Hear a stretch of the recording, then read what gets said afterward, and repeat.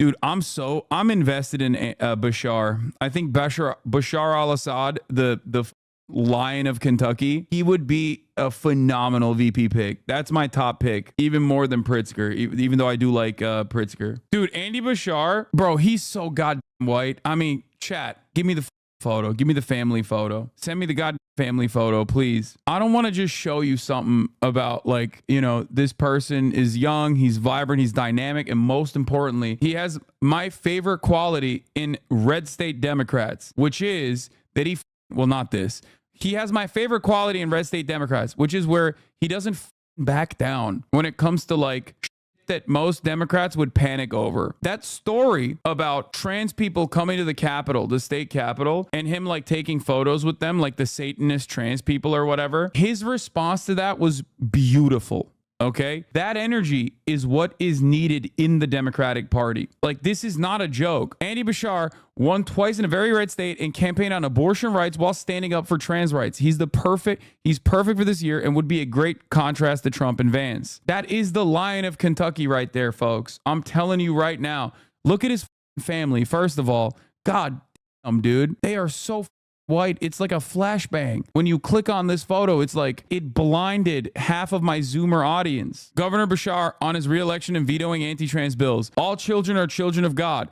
I was going to stand up for the most marginalized children who didn't deserve either a state legislature or an entire campaign picking on them. In a lot of ways. But one of the issues that came up was, of course, trans rights. I mean, you did not hesitate to veto a sweeping anti-trans bill passed by the Kentucky state legislature.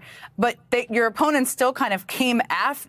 They also, because of that, probably came after you on that. It didn't work. What does that tell you about the effectiveness of this kind of an attack and, this approach from a lot of Republicans out there? Well, all children are children of God. That's what my faith teaches me, and I was going to stand up especially for the most marginalized children that didn't deserve either a state legislature or an entire campaign and all these super PACs picking on them. These are individuals that are already at the margins. The studies show suffer more mental health issues, are more at risk for suicide. We ought to be in the suicide prevention business and not further harming kids who are going through too much. I did it because it was the right thing, but I will say the way these super PACs I'm so pilled on him, dude. It's not even, it's just, he's such a goated pick. He is so good. And it was that story. It was the story where one of those freaks in his own state legislature that came out and was like, how dare you take a photo with them trans pedophiles? And he just straight up was like, those are Kentuckians, okay? Those are people from the state. Those are my people. They came to the state, and I'm not going to apologize for taking a photo with them, and I would do that every day. And he also demanded that the state legislator apologize to every person that he took a photo with. Governor's photo with drag queens stirs controversy in Kentucky.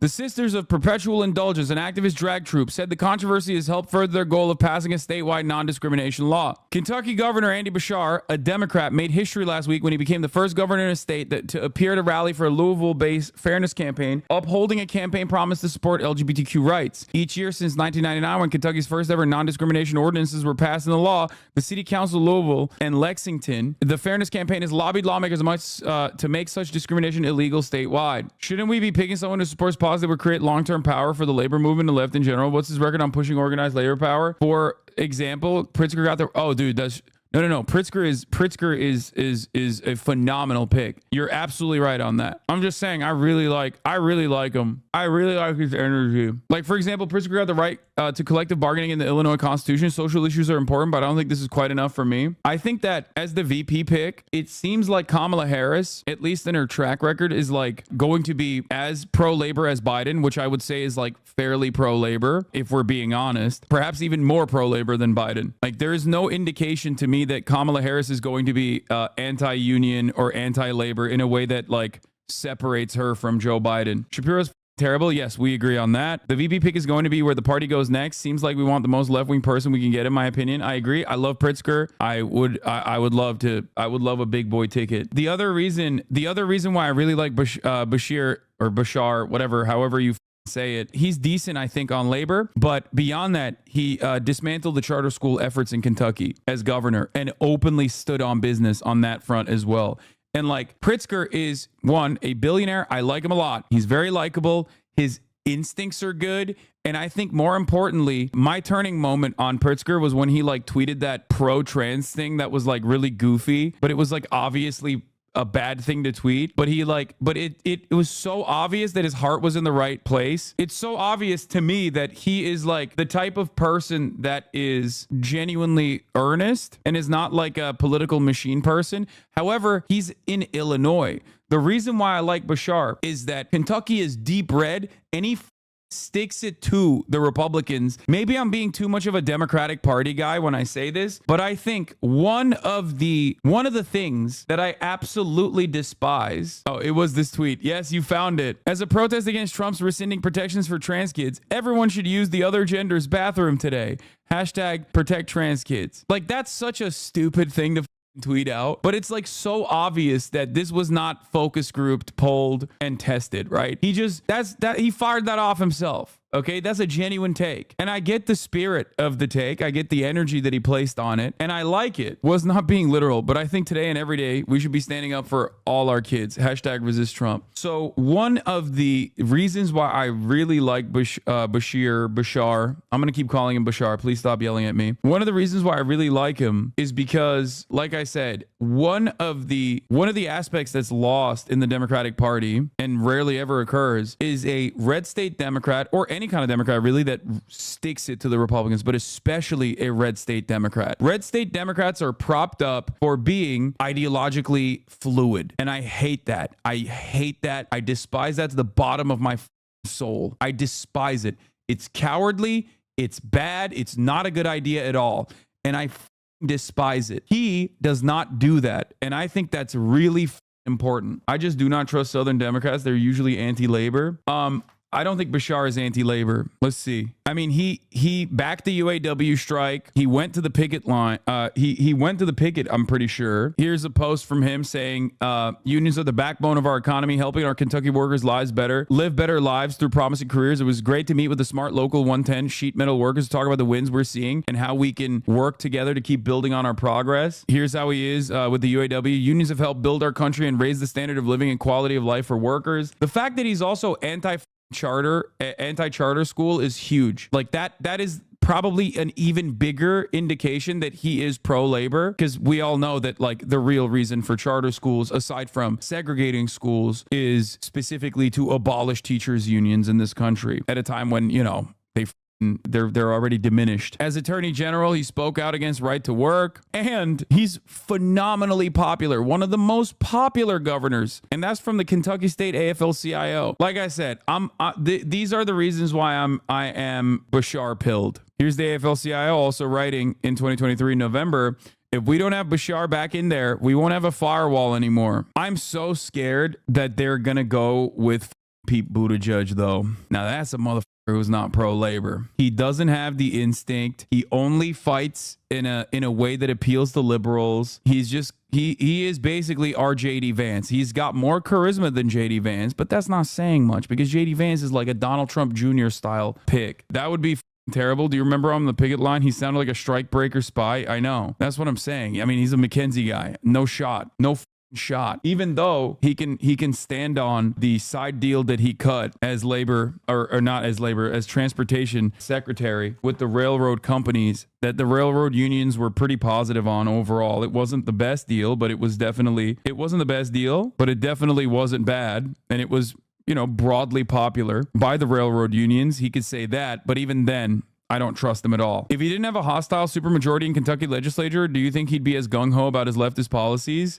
That's actually an interesting question. I think yes, because why would he be gung-ho right now about his leftist policies with an incredibly hostile red supermajority? He's the governor. He can just be like, well, my hands are tied. Do you see what I'm saying? Like if he thought personally that like there is a good reason for him to be kind of wishy-washy on a lot of these like leftist policies, he could so easily just say, well, my hands are tied. Look at what I'm working with. You know what I mean? I'm a fan of this man. Like, as far as I've seen, he seems like a really really solid choice. Pete is a great choice. No, he's not. You just saw one tweet and you're going along with it. If President Biden drops out, this is our best ticket. Kamala Harris, a career prosecutor versus convicted felon, a Midwestern mayor and Secretary of Transportation who's created hundreds of thousands of blue-collar jobs versus a Midwestern first-term senator who's done nothing. No.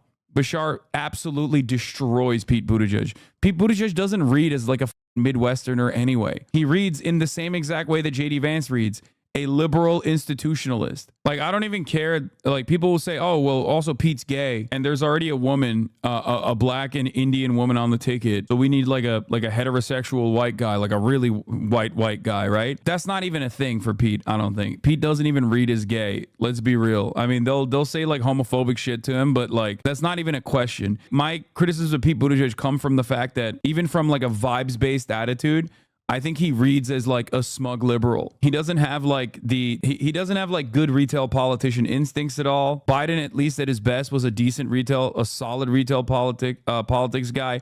He's not very good at that. He's too much of a well-read, oralist, rizless, annoying, smarmy Democrat. Yeah, he's bland and irritating. Pete Buttigieg would never tweet about how because of our interest in protecting trans people, everyone should go use the the opposite gender's bathroom today. He would never do such a thing. Okay, he's exactly the type of dude who focus groups every single goddamn tweet and message. He's got a focus group happening in the back of his mind at all times. He's a McKinsey guy. But yeah, he's pro-union. He's spoken out against right to work. He's eviscerated charter schools in his state. He's goated. And people don't like that. That is not who we are. And this ought to be a message that you can't scapegoat people just to get folks angry. And it's wrong, right? Think about what some people are doing, trying to dehumanize other human beings, trying to turn people against each other, to even... Like, my dream would be something between Gretchen Whitmer, J.B. Pritzker, and Bashar. I think, like, those three are pretty solid. Obviously, I wouldn't go with Kamala Harris. Like, she's not my top pick for this at all. But Kamala Harris is going to be the nominee. You know what I mean? She's going to be the nominee for the Democratic Party. So, and Gretchen Whitmer is not running for VP, and I don't even think she'd be good on the VP slot for this ticket in general. Anyway, let's foster continue. Hate and anger towards another American here, another Kentuckian. Why? So you can elect one more person that has a certain letter behind their name.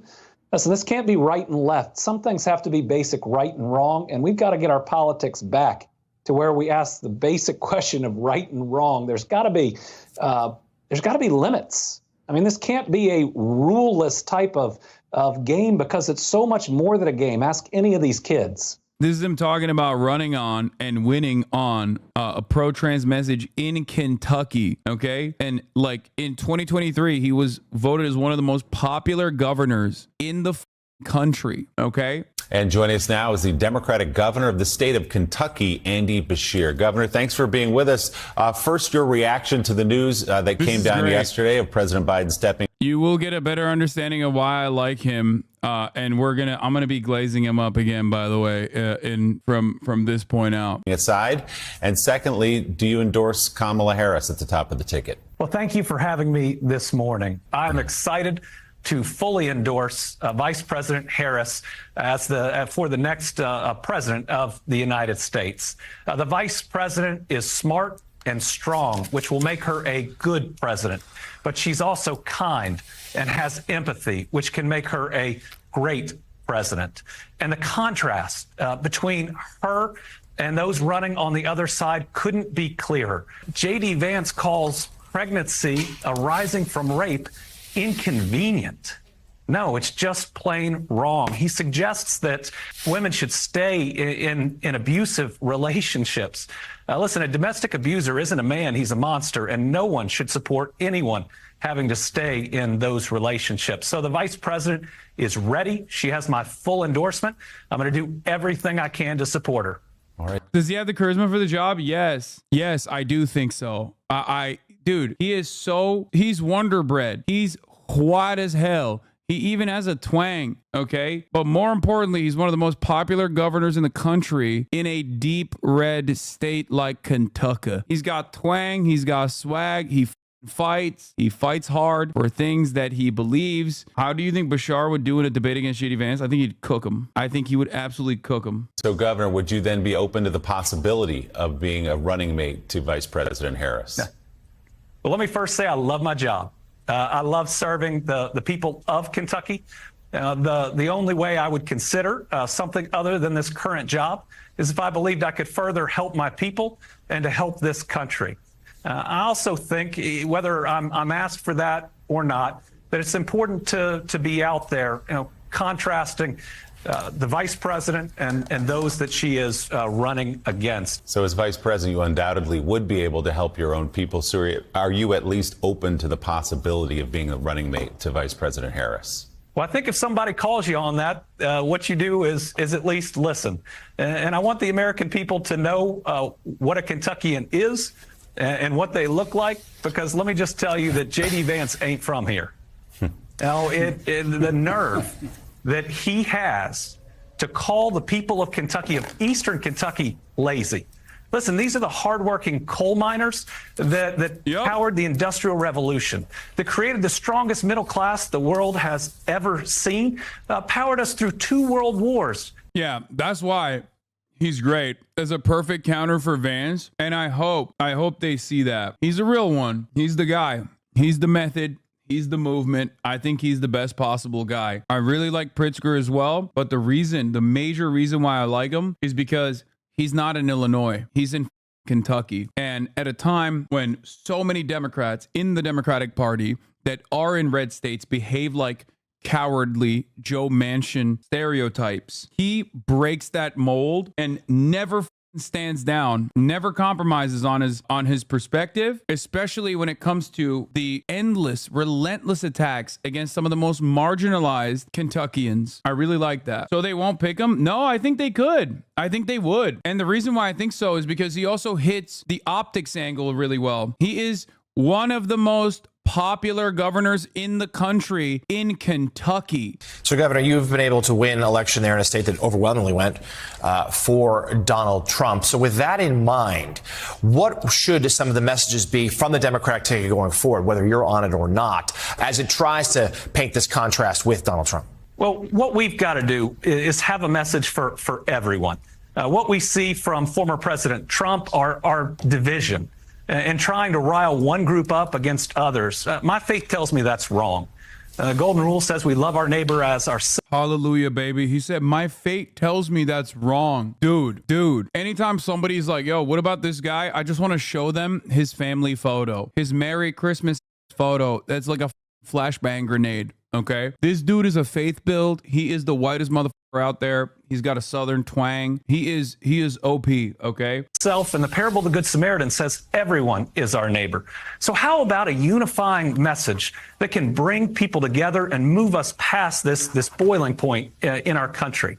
How about we focus on the things that matter most to people when they wake up in the morning?